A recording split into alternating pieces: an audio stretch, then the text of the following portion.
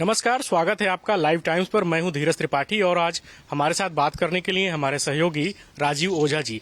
आज हम live times के तमाम दर्शकों को बताने की कोशिश करेंगे कि उत्तर प्रदेश में राष्ट्रीय स्वयंसेवक संघ के सरसंघ चालक मोहन राव भागवत का एक महत्वपूर्ण दौरा चल रहा है। करीब 7 दिनों तक उनका उत्तर प्रदेश में दौरा है और यह राष्ट्रीय स्वयंसेवक संघ के सरसंघ चालक मोहन भागवत का भारतीय जनता पार्टी की सरकार, संगठन और विचार परिवार के जो तमाम आनुषंगिक संगठन हैं उसको लेकर काफी मायने रखता है। राष्ट्रीय स्वयंसेवक संघ के जो सरसंघ चालक मोहन भागवत हैं, यह लगातार कई दिनों से काशी प्रवास पर थे। आज उत्तर प्रदेश की राजधानी लखनऊ आए, यहां पर संघ के कुछ महत्वपूर्ण पदाधिकारियों के साथ बैठक किए और फिर लखीमपुर चले गए और वहां कबीर धाम आश्रम में एक संघ से जुड़े कार्यक्रम में शिरकत किए।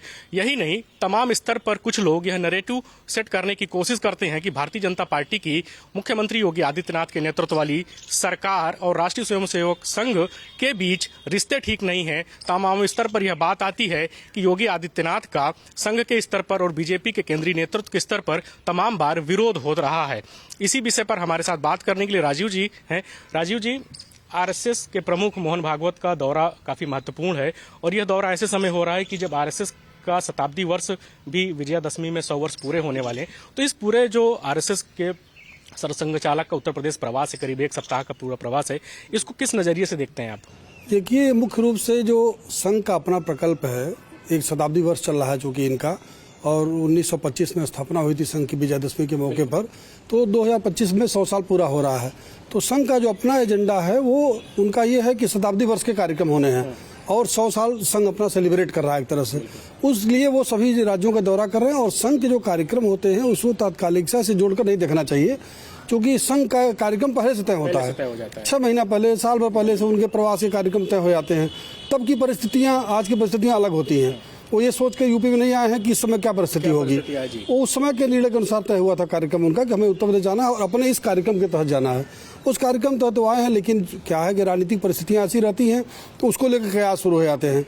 इसी समय मोहन भागवत क्यों आए हैं, यहाँ क्यों गए हैं, वाराणसी में इतने दिन क्यों रहे, आज राजधानी में आए तो किससे मिले, इन चीज़ों को लेकर के एक रहता है लोगों में, एक जिज्ञासा विपक्षी दलों में भी रहती है कि आखिर ये सक्रियता क्यों हो रही है। लेकिन इसका मायने राजनीतिक दृष्टि से कुछ होता नहीं है। आपने देखा होगा कई बार ऐसे तमाम कयास उड़ते हैं, होता कुछ नहीं है उसमें, क्योंकि संघ अपने कार्यक्रम अनुसार चलता है।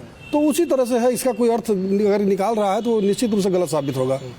कुछ लोग ये भी कह रहे थे कि जो राष्ट्रीय स्वयंसेवक संघ के पुराने कार्यकर्ता हैं, पुराने स्वयंसेवक हैं, उनकी नाराजगी है, उन्हें दूर करने की बात हो रही है। संघ का शताब्दी वर्ष समारोह, इस विजयादशमी में 100 वर्ष उनके पूरे होंगे, तो उसको लेकर राष्ट्रीय स्वयंसेवक संघ अपने विचार परिवार, अपने आनुषंगिक संगठनों, विश्व हिंदू परिषद, भारतीय जनता पार्टी के स्तर पर जो तमाम अन्य कार्यक्रम है उसको किस प्रकार से आगे बढ़ाता हुआ नजर आएगा? जी देखिए, इसमें कुछ सच्चाई जरूर है, क्योंकि संघ में लोग आते हैं, बहुत कम लोग ठहरते हैं बीच में जो आगे बढ़ते हैं, कुछ लोग बैक हो जाते हैं, वो विचार से जुड़े रहते हैं। तो इनका एक प्रयास रहता है कि हमारे विचार परिवार जो जुड़ा हुआ है वो जुड़ा रहे, उसकी सक्रियता बनी रहे।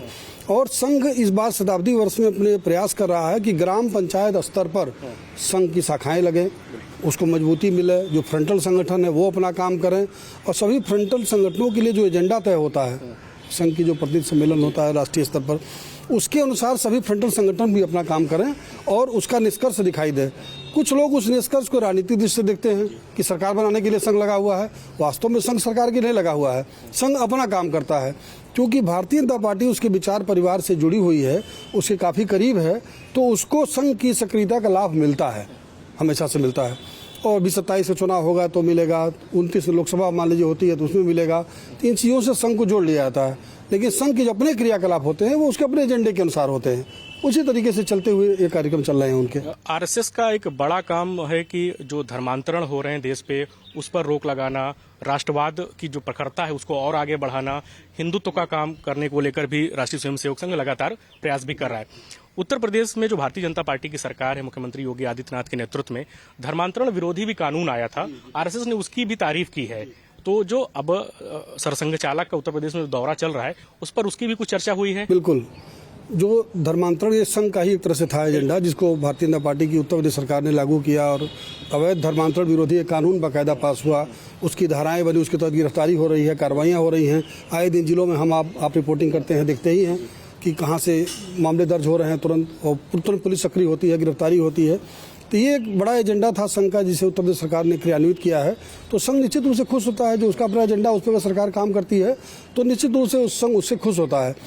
अभी संघ जो लगा हुआ है, जो बड़ा एजेंडा है संघ का, आप संघ कवर करते हैं, आपको पता है कि अंबेडकर को लेकर के संघ बहुत कॉन्शियस हो गया इधर, पहले से था, लेकिन अब जो निर्देश हुए हैं, जो शाखाएं लग रही हैं, जो ग्राम पंचायत स्तर पर जाना है, अंबेडकर की एक अलग छवि, मतलब जो छवि अब तक बनाएगी। जैसे संघ ने कहा कि डॉक्टर अम्बेडकर का पूरा नाम क्यों नहीं लिया जाता है।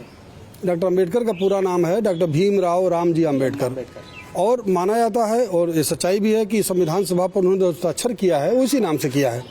ये नाम क्यों नहीं प्रचारित हुआ, उनके नाम में से राम जी क्यों हटाया गया। तो संघ का इस पर फोकस है। आपको याद होगा कि राम नाईक जब राज्यपाल थे उत्तर प्रदेश के, तो उन्होंने एक सूचना जारी कराई, एक नोटिफिकेशन कराया, और उत्तर प्रदेश के सरकारी दस्तावेजों में रेक्टिफाई किया गया इसको कि उनका पूरा नाम लिखा जाएगा, और अम्बेडकर जो लिखा था तो वो सही नाम उनका आम्बेडकर है। उन्होंने नोटिफाई कराया और सभी दस्तावेजों में उनका नाम चेंज किया गया। अब संघ इस एजेंडे पर है कि डॉक्टर अम्बेडकर का जो नाम है, जो उनके क्रियाकलाप थे, जो इस्लाम को स्वीकार न करके बौद्ध धर्म में जाने का उनका फैसला था, वो कैसे बृहत्तर हिंदुत्व समाज के हित में है, इसको प्रचारित करना है। और जो दलितों के बीच धर्मांतरण के उद्देश्य, खासकर आपने देखा होगा कि दलित टारगेट पर होते हैं लोगों के, उनको लगता है कि इनका धर्मांतरण आसानी से कराया जा सकता है, तो उनको जोड़े रखने के लिए हिंदुत्व की धारा से डॉक्टर अम्बेडकर के नाम को आगे बढ़ाया जा रहा है। इसीलिए इधर जो 14 अप्रैल उनकी जन्म जयंती है अम्बेडकर की, उससे जो भी कार्यक्रम हो रहे हैं, चाहे संघ के हों चाहे भाजपा के हों, डॉक्टर अम्बेडकर को बड़े आदर के साथ पेश किया जाएगा, बड़े आदर के साथ उन्हें पूजनीय, परम पूजनीय, आदरणीय, परम आदरणीय ऐसे संबोधनों के साथ एक महापुरुष के तौर पर पेश करने की तैयारी की जा रही है। ये एक एजेंडा है।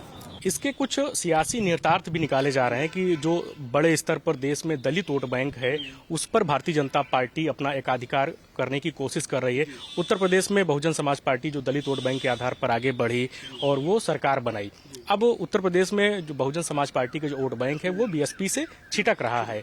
कुछ हद तक जो अभी पिछला जो लोकसभा चुनाव हुआ तो उसमें दलित वोट बैंक समाजवादी पार्टी के पीडीए के अंतर्गत वो शिफ्ट हुआ। तो क्या एक बड़ी वजह यह भी हो सकती है अम्बेडकर के सहारे दलित वोट बैंक को साधने की? बिल्कुल सही कहा आपने। ये बिल्कुल सच्चाई भी है कि बसपा के साथ जो वोट बैंक जुड़ा हुआ था, वो देख रहा है कि अब उसका नेतृत्व उसे उस तरीके का प्लेटफॉर्म नहीं दे पा रहा है। उसे लगता है हम कहीं अलग थलग न पड़ जाए मुख्य धारा से। इस जगह को भरने का प्रयास आपने देखा होगा सपा भी कर रही है और भारतीय जनता पार्टी भी कर रही है।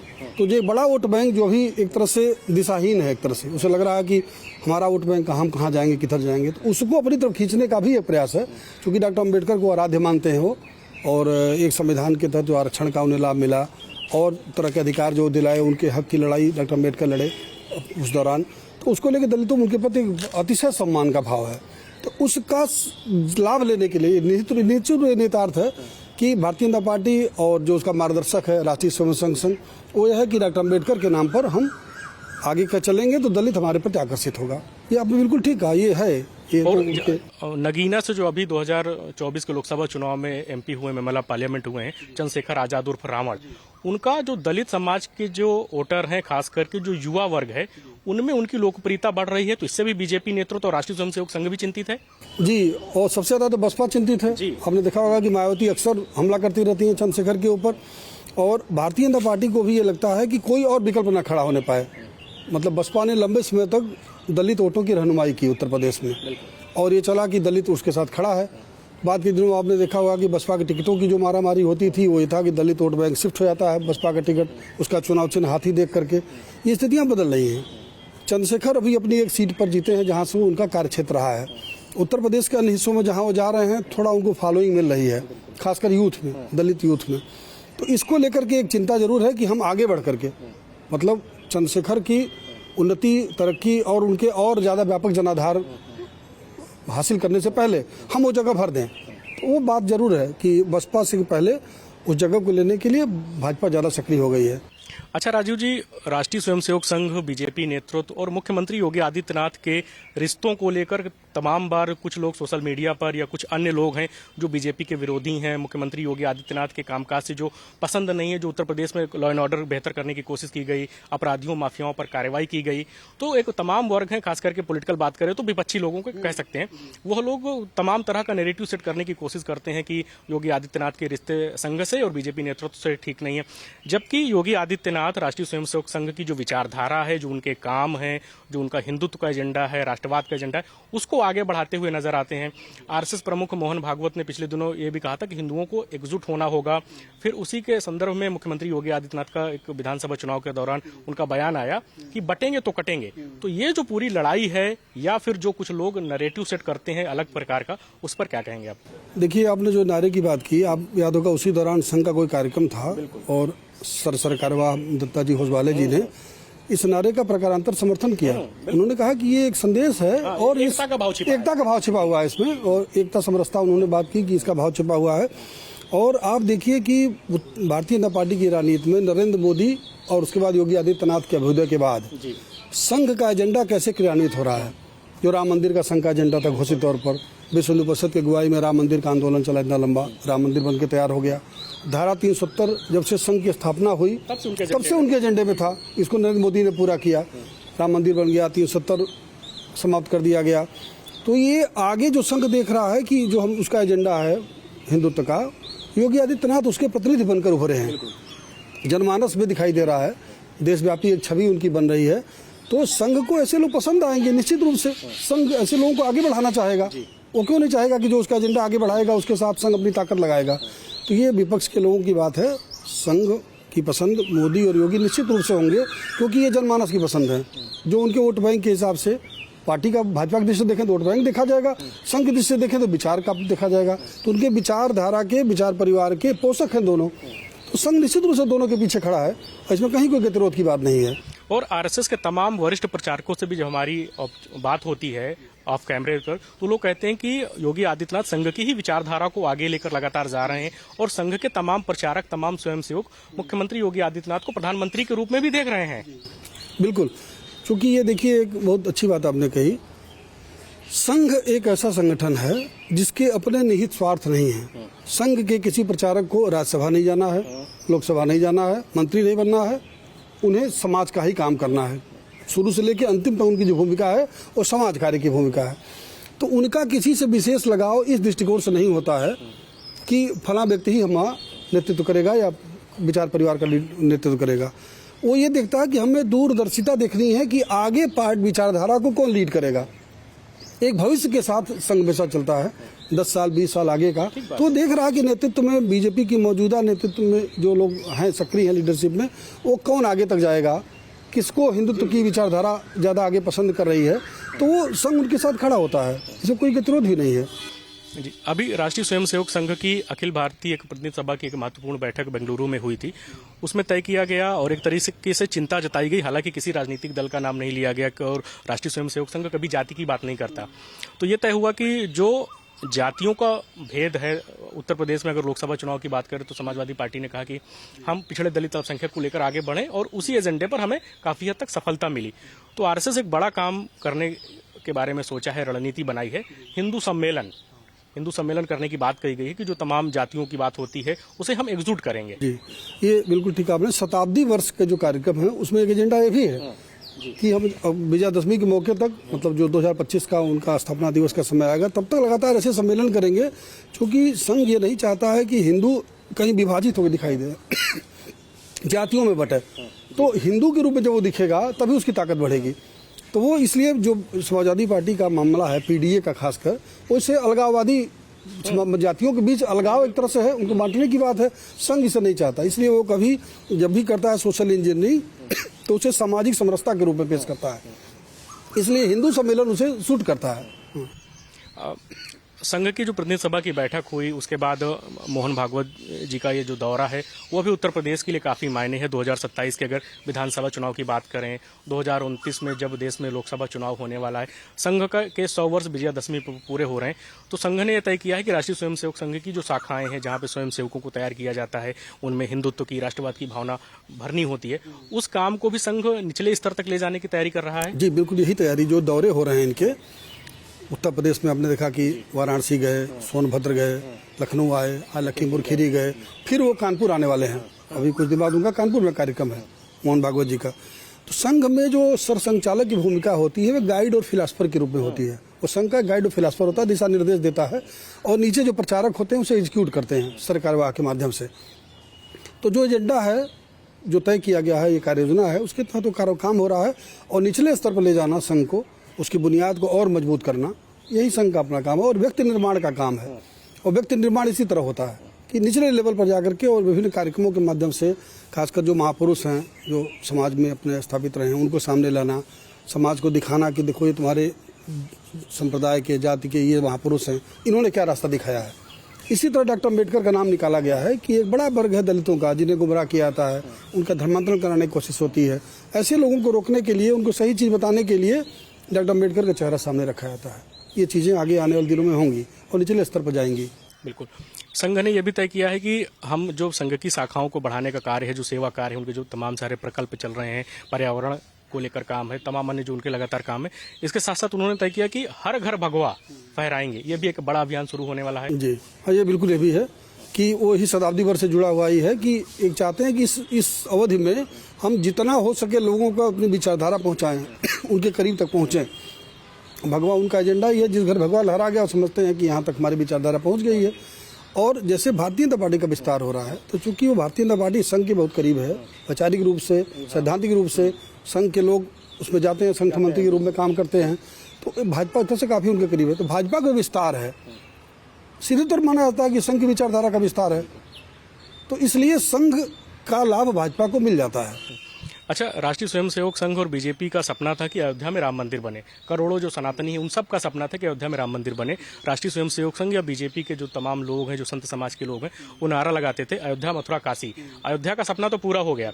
अभी एक महत्वपूर्ण जो घटनाक्रम हुआ पिछले दिनों, दत्तात्रेय होसबोले की तरफ से कहा गया, संघ की प्रतिनिधि सभा की जो प्रेस कॉन्फ्रेंस थी, उसमें भी जब सवाल हुआ कि अयोध्या का काम हो गया, काशी और मथुरा बाकी है, तो उनकी तरफ से कहा गया कि काशी और मथुरा में अभियान चले, आंदोलन हो, कार्यक्रम हो, उस पर हमें कोई परहेज नहीं, हमें कोई दिक्कत नहीं। यह भी एक बड़ी बात है। हाँ, बिल्कुल बड़ी बात है। उन्होंने अपने कार्यकर्ताओं को छोड़ दिया एक तरह से कि आप ऐसे कोई आंदोलन होता है तो आप जाने के स्वतंत्र हैं, आपको संघ से अनुमति नहीं लेनी इसके लिए।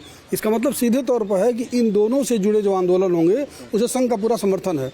अभी आपने देखा होगा, मुख्यमंत्री योगी आदित्यनाथ एक न्यूज एजेंसी के साथ पॉडकास्ट में बोल रहे थे, तो उनसे सवाल किया गया कि आप कानून को नहीं मानते क्या, आप कोर्ट को नहीं मानते क्या? उन्होंने कहा हम मानते हैं। कहा कैसे मानते हैं?